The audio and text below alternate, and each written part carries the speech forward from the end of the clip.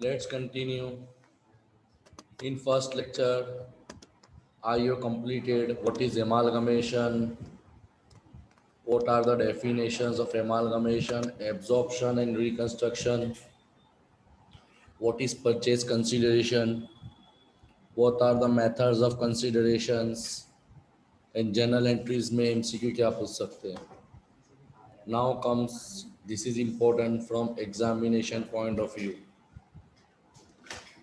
If reserves and funds which are created against asset, जैसे depreciation fund है, bad debt reserve है, investment fluctuation fund है, should be transfer to credit side of realisation account. कौन सी side? Realisation की credit side पे. इसी तरह अगर आपका कोई रिजर्व लायबिलिटी के लिए ही असेट के लिए था, अगर असेट के लिए होता है तो वो रिजर्व अपने किस में ट्रांसफर करते हैं? रियलाइजेशन की क्रेडिट साइड पे.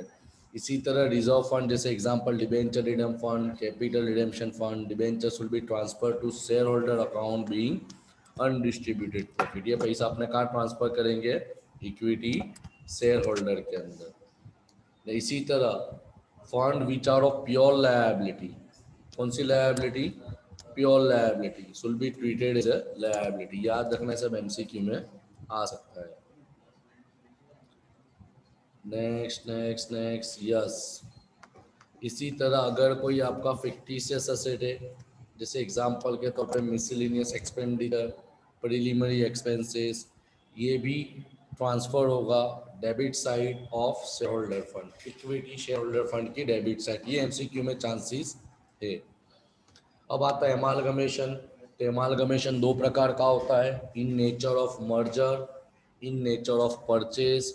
तो याद रखना, एमालगमेशन ऑफ नेचर कब कहा जाएगा? अगर आपको नीचे दी गई 5 कंडीशन, अगर पांचों 5 कंडीशन फुलफिल होती है, अगर पांचों 5 कंडीशन फुलफिल होती है, then it will be termed as amalgamation in nature of merger. What are the condition? So condition number 1, all assets and liability of selling company are taken over by purchasing company. यानी purchasing company जितनी भी assets है, जितनी भी liability है, selling company की ले जाएगी. Point number 1. Point number 2, the shareholder holding at least 90% or more equity share. The shareholder holding 90% or more of equity share of transferor company become the shareholder of the transferee company. It means 90% तक के share holder जो selling company के, they are now become share holder of purchasing company. Number 3, consideration is paid in equity share by the transferee company to the shareholder of transferor company. कि अगर उनको payment भी करना है तो payment भी परचेजिंग कंपनी कैसे करेगी?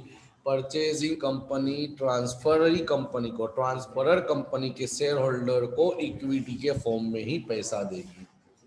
Point number 4, business of selling company is carried by the purchasing company. यानी जो बिजनेस सेलिंग कंपनी का था वो अब कौन चलाएगी? सेम बिजनेस कौन चलाएगी? Purchasing company. And number 5, all asset and liability are taken away by purchasing company at book value, not agreed value. समझ में आया?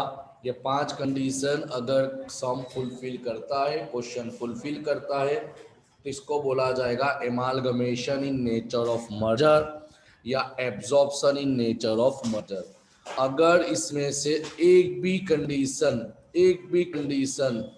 कंडीशन फुलफिल नहीं होती तो it will be automatically termed as amalgamation in nature of purchase. Clear? Clear. अब देखते हैं accounting method. तो बेसिकली ये आपको याद रखना, ये एमसीक्यू में आ सकता है कि अगर it is the sum of merger, the method is use is known as pooling of interest method. MCQ में आ सकता है. Pooling of interest method is calculated या तो is considered at the time of amalgamation in nature of merger या absorption in nature of merger. Purchase method कब इस्तेमाल होगी? परचेज मेथड का मतलब सीधा है कि तुम जिस प्रकार की कंडीशन डालोगे उस प्रकार सामने वाला रेडी होता है कि नहीं, कि भाई मैं असेट इतने में ले जाता हूँ, लायबिलिटी में उतने में ले जाता हूँ, उसको बोलते हैं परचेज मेथड। तो ये अप्लाई होगी एमालगमेशन इन नेचर ऑफ परचेज या absorption in nature of purchase में। क्लियर? देखते हैं पुलिंग ऑफ इंटरेस्ट 100% इसमें से एक एमसीक्यू आ सकता है। In preparing the financial statement, that is balance sheet of purchasing company, देखो ट्रांसफर ही लिखा है, याद रखना transferor means selling, transferee means purchasing. In preparing the balance sheet of purchasing company after amalgamation, line by line addition of respective asset and liability should be made except for share capital। यानी जितनी भी assets है, जितनी भी liability है, जैसी selling company की book में बताई थी वैसे ही परचेजिंग कंपनी के बुक में आ जाएगी, एक्सेप्ट शेयर कैपिटल। एमसीक्यू में 100% चांसेस है। The difference between purchase consideration paid by transferee company to purchasing selling company and the amount of share capital of transferor company shall be adjusted with reserves। याद रखना 100% MCQ आ सकता है। 2019 last year में पहला MCQ ये था कि the difference between purchase consideration by selling company to purchasing company and the amount of share capital will be transferred to reserve of। Clear? यहाँ पे रिजर्व का मतलब क्या होता है? चाहे वो जनरल रिजर्व हो, चाहे वो कैपिटल रिजर्व हो, चाहे प्रॉफिट एंड लॉस हो। मगर if purchase consideration is more than share capital of transferor company then amount shall be debited to reserve. अगर आपका परचेज कंसिडरेशन शेयर कैपिटल से कम है, अगर आपका परचेज कंसिडरेशन शेयर कैपिटल से कम है, then it will be credited to reserve.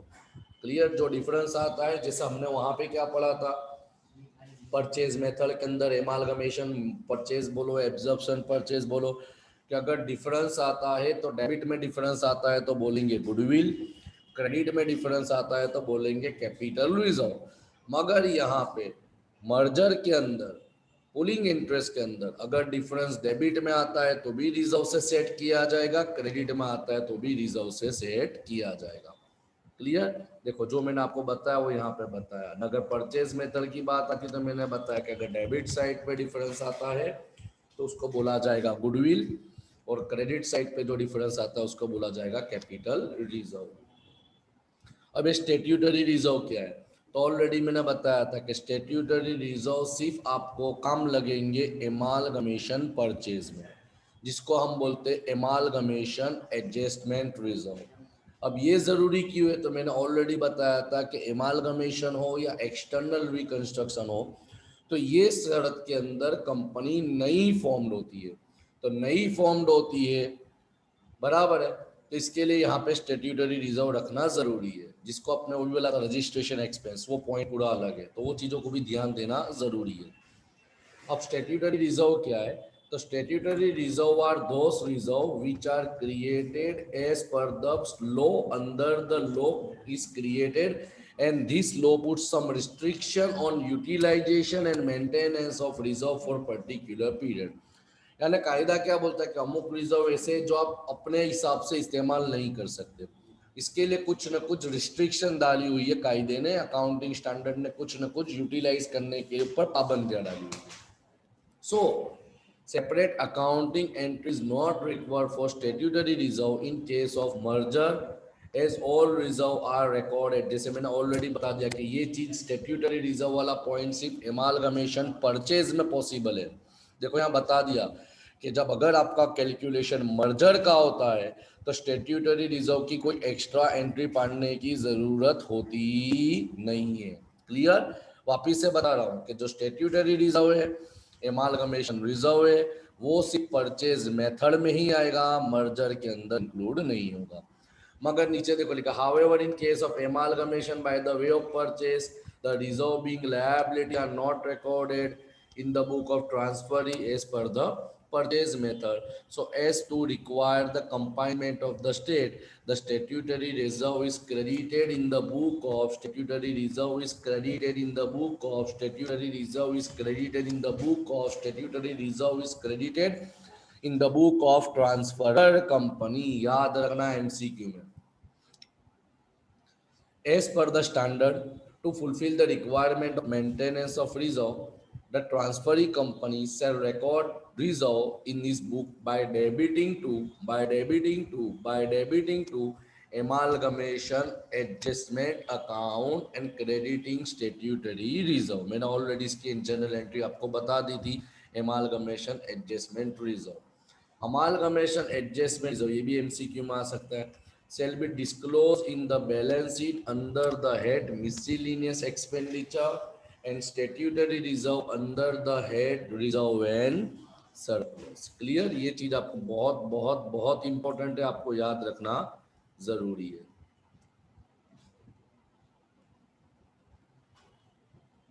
उसके बाद तो आई थिंक कुछ ऐसा है नहीं जो बाकी रहता हो. प्रैक्टिकल पोर्शन स्टार्ट हो जाते हैं, जनरल एंट्री स्टार्ट हो जाती है. तो यहाँ पे तुम्हारा जो एमालगमेशन वाला मुद्दा है वो टोटली आपका क्लियर होता है. नेक्स्ट लेक्चर के अंदर हम लोग देखेंगे, क्या देखेंगे नेक्स्ट लेक्चर के अंदर हम लोग देखेंगे इंटरनल रिकंस्ट्रक्शन क्या है. चैप्टर नंबर आपका 2 है. क्लियर?